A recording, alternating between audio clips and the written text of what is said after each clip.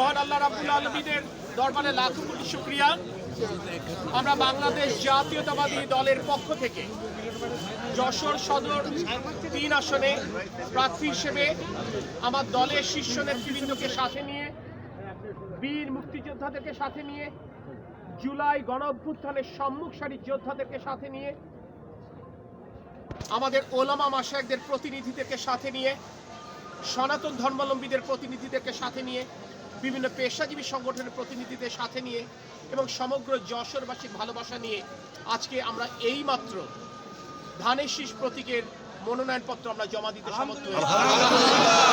এই জন্য আল্লাহ রাব্বুল আলামিনের দরবারে লাখো কোটি শুকরিয়া আদায় করি এবং আমার দল বাংলাদেশ জাতীয়তাবাদী দলের মাননীয় চেয়ারপারসন দেশনেত্রী বেগম খালেদা জিয়া, যিনি আজ গুরুতর অসুস্থ, তার অভিভাবকত্ব এবং আমার প্রিয় নেতা তারেক রহমানের নেতৃত্ব এবং আমার উপর দল আস্থা রেখেছেন, সেই কারণে গভীর কৃতজ্ঞতা প্রকাশ করছি ব্যক্তিগতভাবে এবং আমার পরিবারের পক্ষ থেকে, আপনাদের সকল সহকর্মীদের পক্ষ থেকে।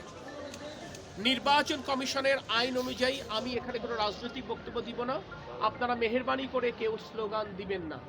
আমি শুধু এটুকু বিশ্বাস করি, এখন আসরের আজান চলছে, আমি সৃষ্টিকর্তায় বিশ্বাস করি, আমি বিশ্বাস করি আমরা যদি সকলে একতাবদ্ধ থাকতে পারি, আমরা যদি সকলে সতর্ক থাকতে পারি, আগামীর বাংলাদেশ নিয়ে আমাদের প্রিয় নেতা তারেক রহমানের ভাবনা এবং পরিকল্পনা যদি আমরা যশোর সদর আসনের প্রতিটি ঘরে পৌঁছে দিতে পারি, ইনশাল্লাহ আল্লাহ পাক আমাদেরকে কামিয়াব করবেন, আমাদেরকে কবুল করবেন। আমি সেই বার্তাটা দিয়েই আজকে এখানে আমাদের মাওলানা আব্দুল মান্নান হুজুর এখানে উপস্থিত আছেন, উনি এক ছোট্ট করে একটু দোয়া করবেন, এরপরে আমরা যার যার মতো করে স্থান ত্যাগ করবো ইনশাআল্লাহ।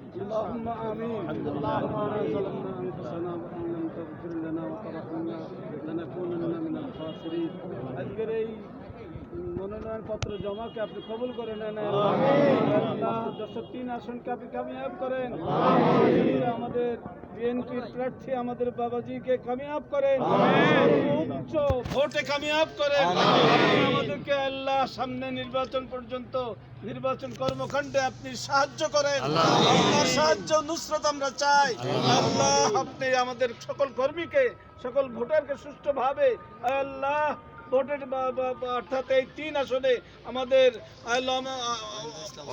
ইসলাম অমিতকে আল্লাহ কামিয়াব করেন, বিএনপিকে কামিয়াব করেন, সারা দেশের সকল বিএনপি প্রার্থীকে কামিয়াব করেন। আল্লাহ আল্লাহ আমাদের ম্যাডামকে 3বারের সেই আল্লাহ সাবেক খালেদা জিয়াকে আপনি সুস্থতা দান করেন।